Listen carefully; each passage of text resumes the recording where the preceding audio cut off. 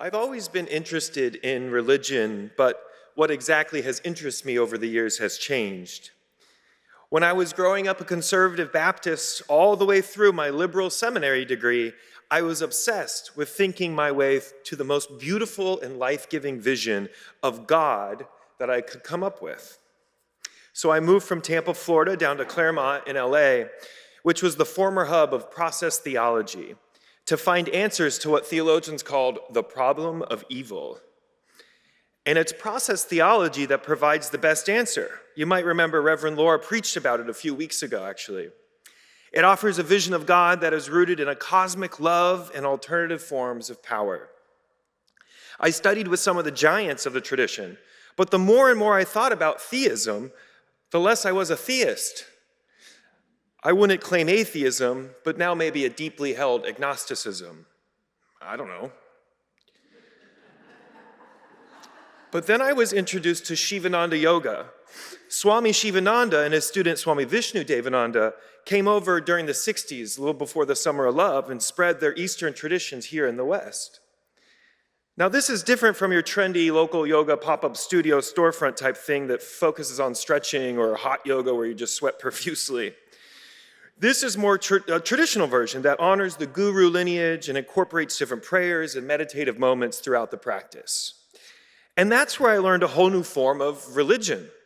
For so much of my life, I was thinking about what God was or who God was and how God could be loving in such a messed up world. But for the first time in my life, my religion wasn't asking me to think about God too much or even about theology.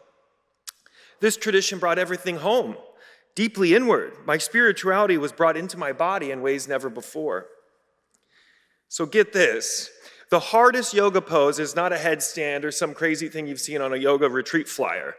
The hardest pose is Shavasana, the corpse pose, where you lie on your back with your arms by your side in complete silence and peace, and you're supposed to calm your mind. Which, if you've ever sat still for 5 minutes with your eyes closed, it's really difficult to close your eyes and to be calm and to just be you. The Swami instructors would, in a specific way, have you move in certain positions, and you'd start to notice your muscles work in ways that you'd never felt. You can feel the way your spine will contrast and extend when you breathe a specific way. All of a sudden, you're stretching further than you were ever before, tuned into your breathing, and your mind has started to calm.